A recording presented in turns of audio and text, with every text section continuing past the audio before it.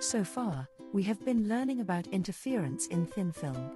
As for now, we know that interference pattern we get, that is whether a bright or dark fringe, depend upon path difference between two waves interacting. Recall the expression path difference.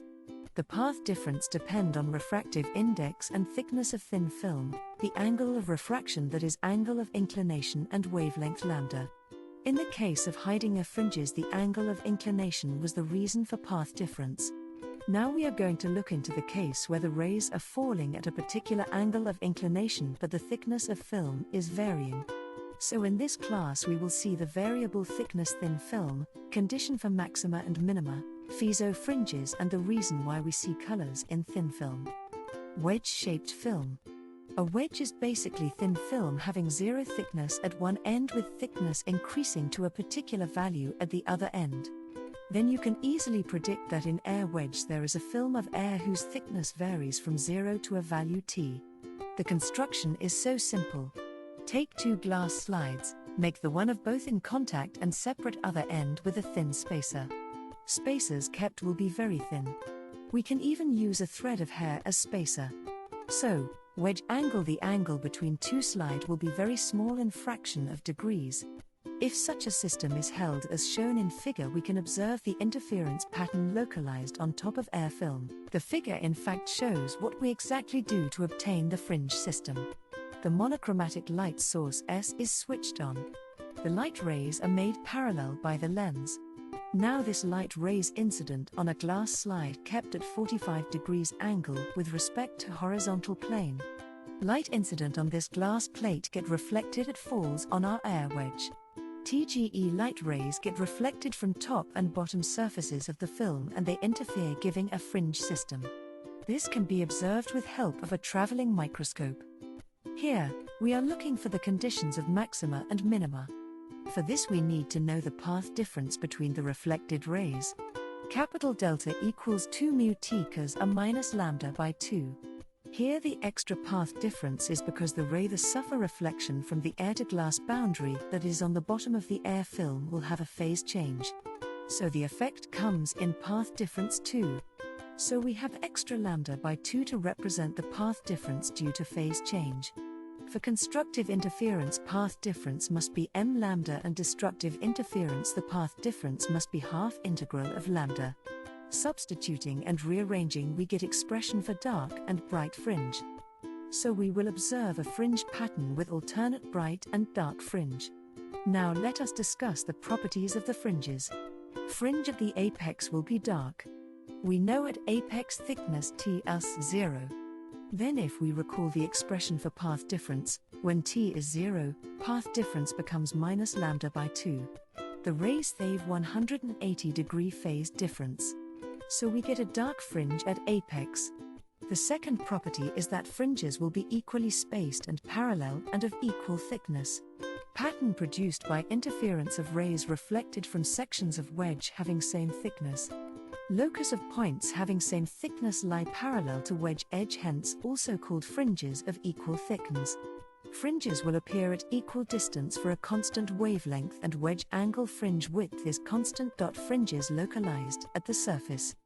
From the fringe system we observe, we can actually calculate the fringe width beta. What I meant by the term fringe width? Well, actually it is the distance between two consecutive dark fringe or two consecutive bright fringe. Suppose K, L, M represent 3 consecutive dark fringes. Let's consider the first two dark fringe represented by K and L corresponding to thickness T1 and T2 respectively. Then we can write the condition for dark fringe K and L as follows. 2 mu T1 cos A equals m lambda and 2 mu T2 cos A equals m plus 1 lambda respectively. For normal incidence, angle of refraction and angle of incidence are 0. So, cos A is 1. Substituting this in equation and taking difference of equation 2 and 1, we get 2 mi times T2 minus T1 as lambda. Now look at the figure. T2 minus T1 is B.Sc is equal to ab tan theta. And ab is nothing but distance between two dark fringe, that is fringe width.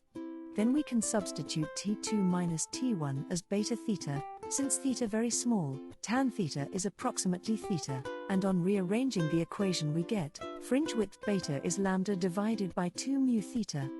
For air wedge mi is one constant, or the wavelength a constant, then we can see fringe width inversely proportional to wedge angle.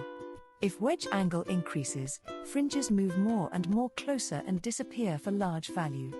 As wedge angle decrease, fringe be more and more separated, and as theta becomes 0, plates become parallel and fringe disappear.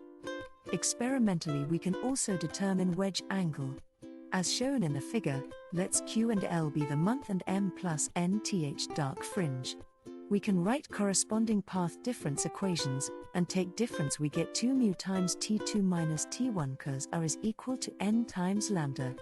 If x1 and x2 are ray distance of fringe Q and L from apex.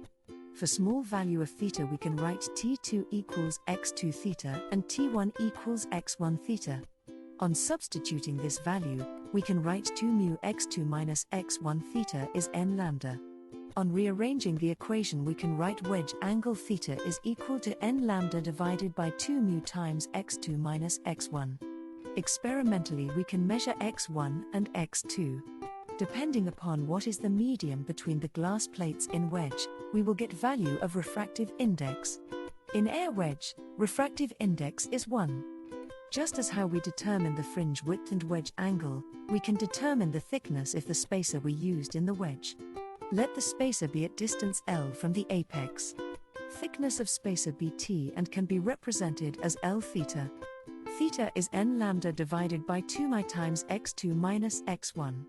Substituting in expression for thickness T. Then thickness of spacer T can be written as n lambda divided by 2 mu times x2 minus x1. If parallel beam of light incident perpendicular or nearly perpendicular to variable thickness film, fringe pattern appear in reflected light with each fringe corresponding to line of equal optical thickness. We can see this fringe system at the top of film, so we can say fringes are localized at top of film. Contour following lines of equal thickness are seen if area large. If we want to observe the fringe system in thick film, we need to use small source of light. We can explain the colors we see on the thin films based on what we studied today. This was first observed by Thomas Young. We see colors in film of oil, soap bubble, metal oxide coating on heated metal. As sun rays falls on it. The sunlight consists of of wavelength, for specific thickness T and angle of refraction R, particular wavelength constructively interfere. Others absent. Film at particular point appear to be colored with that wavelength that constructively interfere. At different points, different color intensity will be high. What we see is a composition of color different at different and impressive hues. In today's session, we discussed about the fringes we observe in variable thickness film, air wedge and its applications. In next session we will see Newton's ring and its application.